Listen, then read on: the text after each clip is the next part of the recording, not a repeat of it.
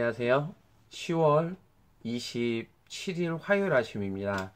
오늘 이 아침에 함께 살펴볼 말씀은 시편 36편 1절에서부터 12절까지 말씀입니다. 제가 읽도록 하겠습니다. 악인의 죄가 그의 마음속으로 이르기를 그의 눈에는 하나님을 두려워하는 빛이 없다 하니 그가 스스로 자랑하기를 자기의 죄악은 드러나지 아니하고 미워함을 받지도 아니하리라 하미로다. 그의 입에서 나오는 말은 죄악과 속임이라. 그는 지혜와 선행을 그쳤도다. 그는 그의 침상에서 죄악을 꾀하며 스스로 악한 길에 서고 악을 거절하지 아니하는도다. 여호와여, 주의 인자하심이 하늘에 있고 주의 진실하심이 공중에 사무쳤으며 주의 은은 하나님의 산들과 같고 주의 심판은 큰 바다와 같으니이다. 여호와여, 주는 사람과 짐승을 구하여 주시나이다. 하나님이여, 주의 인자하심이 어찌 그리 보배로우신지요. 사람들이 주의 날개 그늘 아래에 피하나이다. 그들이 주의 집에 있는 살찐 것으로 풍족할 것이라. 주께서 주의 복락에 강물을 마시게 하시리이다. 진실로 생명의 원천이 주께 있사오니 주의 빛 안에서 우리가 빛을 보리이다. 주를 아는 자들에게 주의 인자하심을 계속 베푸시며 마음이 정직한 자에게 주의 공의를 베푸소서. 교만한 자의 발이 내게 이르지 못하게 하시며 악인들의 손이 나를 쫓아내지 못하게 하소서. 악을 행하는 자들이 거기서 넘어졌으니 엎드려지고 다시 일어날 수 없으리이다. 아멘. 오늘 말씀에서 다윗은 악인의 죄가 어디로부터 시작되는지에 대해 말해줍니다. 그러면서 이러한 죄가 그들의 삶에 어떠한 영향을 미치고 있는지 또한 소상히 알려주고 있습니다. 그런데 본문에서 말하는 악인이란 단순히 세상의 법을 어기는 사람들을 가리키는 말이 아닙니다.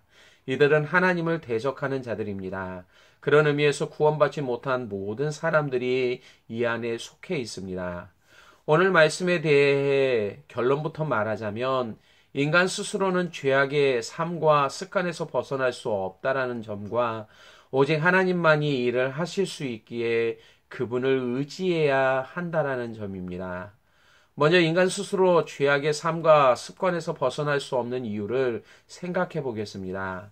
1절에 악인의 죄가 시작되는 곳과 그 죄가 향하고 있는 곳이 어디인지를 말합니다.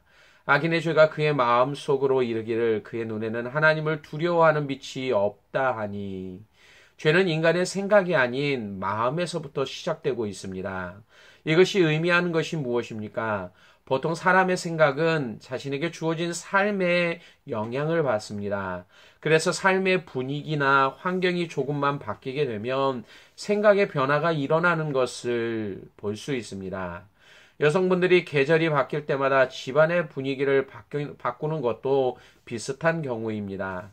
이러한 변화들을 통해 부정적이고 우울했던 생각들을 긍정적이고 화사한 생각들로 바꾸려는 노력들을 합니다.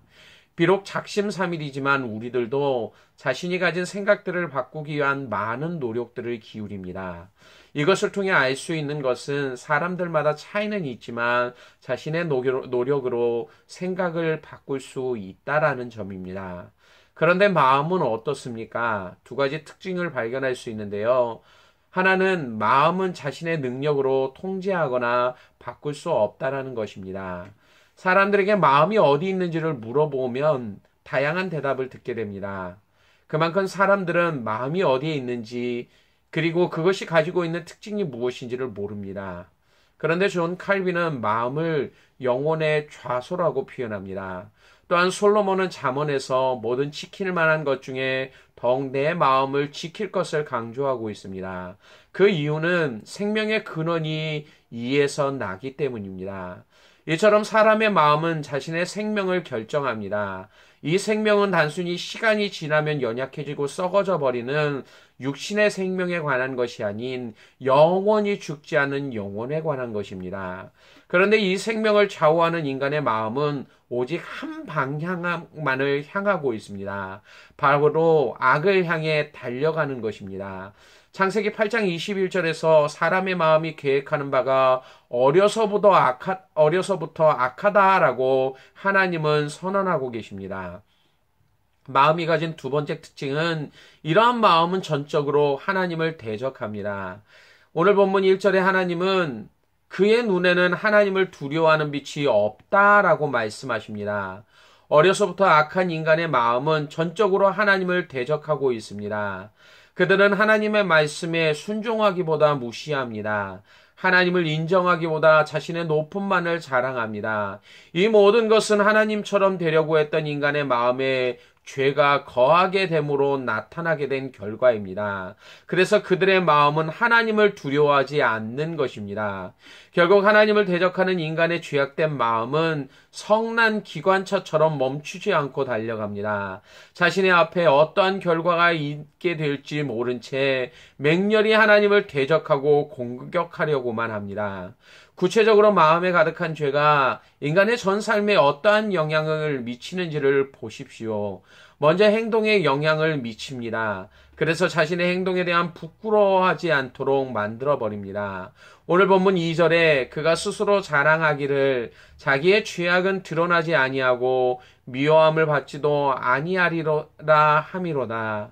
악을 행하였지만 자신의 행위가 사람들 앞에 드러나지 않음으로 인해 만족하고 있습니다.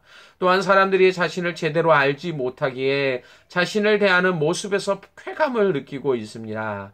이런 결과 속에서 오히려 부끄러워하기보다는 다른 사람들이 자신을 알지 못하는 것이 자신의 완벽함 때문이다라고 생각하고 있습니다. 마치 다윗이 밧세바를 취하고 그녀가 임신한 사실을 숨기기 위해 남편이었던 우리아를 죽게 했던 것처럼 말입니다. 다윗은 더 이상 아무도 자신의 죄악을 알지 못하는 것에 대해 안도감을 느꼈을 것입니다. 그리고 오히려 나단 선지자를 통해 악한 행위를 한 사람에 대해 들었을 때 분노했던 것처럼 자신의 행위를 부끄러워하지 않는 것, 죄가 사람에게 미치는 영향력입니다. 둘째로 말에 영향을 미칩니다. 오늘 본문 3절과 4절에 그의 입에서 나오는 말은 죄악과 속임이라. 그는 지혜와 선행을 그쳤도다.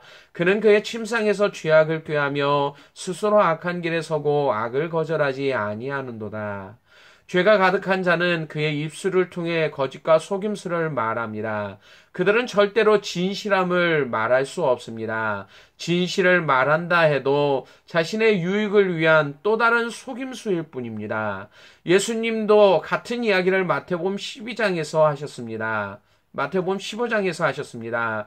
특별히 자신의 의로움을 자랑했던 바리새인들을 향하여 사람들을 더럽게 하는 것에 대해서 말씀하십니다.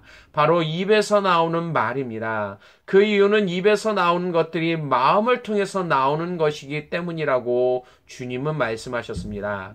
그렇습니다. 죄로 가득한 마음에서 나오는 말은 하나님을 대적하는 악한 것들일 뿐입니다.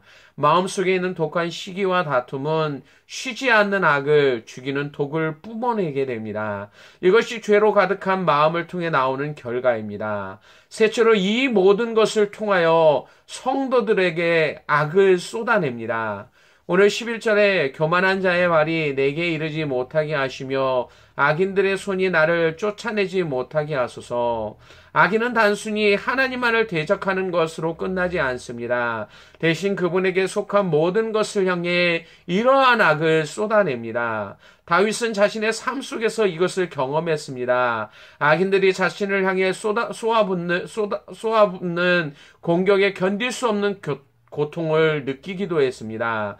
사도 바울도 고린도후서 11장에서 자신이 복음을 전하다가 당했던 고난을 말합니다. 40에서 하나 감한 매를 5번이나 맞았다라는 그의 고백 속에서 악인들의 공격이 얼마나 맹렬한지를 볼 수 있습니다. 이 모든 것들이 마음의 죄로 가득한 악인들이 자신의 삶을 통해 나타내는 행위들입니다. 이러한 삶은 하나님 앞에서 그들이 얼마나 소망 없는 자들인지를 말해주고 있습니다. 이것이 주님을 믿기 전에 우리들이 가졌던 모습이었고 지금도 우리 안에 남아있는 모습이기도 합니다. 그런데 다윗은 악인이 가진 특징들을 말하면서 그들이 대적하고 있는 하나님이 어떠한 분이신지를 또한 소개해 줍니다. 5절과 6절 말씀에 여호와여 주의 인자하심이 하늘에 있고 주의 진실하심이 공중에 사무쳤으며 주의 의는 하나님의 산들과 같고 주의 심판은 큰 바다와 같으니이다. 여호와여 주의 사람과 짐승을 구하여 주시나이다. 하나님의 인자하심과 진실하심은 그분이 어떠한 일을 행하시는 분인지를 우리에게 정확하게 알려줍니다. 인자하심은 악인들을 향한 그분의 인내와 그들을 향해 여전히 자비를 베풀고 계심을 보여줍니다. 하나님의 이러한 모습은 성경 전체에 가득합니다. 어떠한 사람들은 주의 약속이 더디다라고 생각하면서 과연 그분이 다시 오실까라고 하는 의문을 제기합니다. 하지만 주님은 오래 참으심을 통해 아무도 멸망하지 않고 다 회개하기를 바라는 자신의 마음을 이러한 인자하심을 통해 나타내 보여주고 계십니다. 또한 그분의 진실하심은 죄로 인해 멸망해 가는 자들을 구원하시고자 하는 하나님의 열심을 드러내고 있습니다. 로마서 8장 32절에 자기 아들을 아끼지 아니하시고 우리 모든 사람을 위하여 내주시니가 어찌 그 아들과 함께 모든 것을 우리에게 주시지 아니하겠느냐라는 표현이 이 사실을 우리 가운데 입증해 주고 있습니다. 독생자 예수님을 죽이시면서까지 인간을 죄악에서 구원하시고자 하는 하나님의 이러한 열심은 그 어떠한 것과도 비교할 수 없는 것입니다. 우리가 그분의 열심을 통해 사랑을 경험했고 오늘도 믿지 않는 자들을 이러한 사랑 가운데로 초청할 수 있는 것입니다. 사랑하는 베델교회 성도 여러분, 오늘 우리는 말씀을 통해 우리들의 모습과 하나님의 모습을 함께 생각해 보았습니다. 우리 자신에게는 소망이 없습니다. 여전히 붙잡으려고 하면서 그것을 놓치게 되면 모든 것을 다 잃어버렸다라고 여기는 우리들의 이러한 삶, 무의미하다라는 것을 보여주고 있습니다. 우리를 끝까지 사랑하시는 하나님 앞으로 나아갑시다. 예수님의 보혈의 공로를 의지하고 우리가 얼마나 악한 자들인지 철저히 인정하면서 하나님의 긍휼하심 앞으로 나아갈 수 있는 그러한 은혜의 삶을 살아갈 수 있기를 원합니다. 그러한 자들만이 하나님의 인자하심과 진실함이 어떠한 것인지를 경험하게 됩니다. 그 안에서 흘러나오는 축복이 무엇인지를 온전히 깨닫게 되어집니다. 이것을 누리는 자들만이 삶 속에서 참된 기쁨을 누릴 수 있음을 오늘 말씀을 통해 우리에게 말하여 주고 있습니다.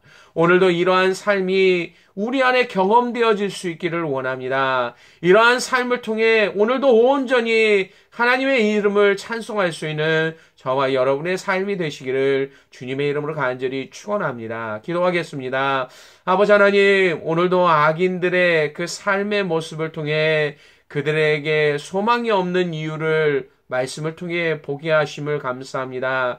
그들의 생명을 좌우하는 마음이 여전히 하나님을 향해 악을 행하며 하나님을 대적하고 있기에 그들에게는 소망이 없다라는 사실을 말씀하시며 하나님의 인자하심과 진실하심은 오늘도 그러한 자들에게 긍휼을 베푸시기를 원하시고 계심을 말씀을 통해 깨닫게 하여 주심을 감사합니다. 아버지 하나님, 오늘도 우리 자신을 알게 하시고 하나님이 우리에게 행하시기를 원하시는 이 놀라운 은혜를 바라볼 수 있는 믿음을 허락하여 주옵소서. 그래서 하나님 안에 머물며 그분이 주시는 풍성하신 은혜를 경험할 수 있는, 그리고 그러한 삶을 통해 기쁨을 누릴 수 있는 복된 삶이 우리 가운데 나타날 수 있도록 오늘도 우리의 삶을 붙잡아 주시고 인도하여 주시기를 원합니다. 오늘도 성령 하나님, 이러한 삶을 살아가기를 고대하오니 우리의 마음을 붙잡아 주시고 인도하시사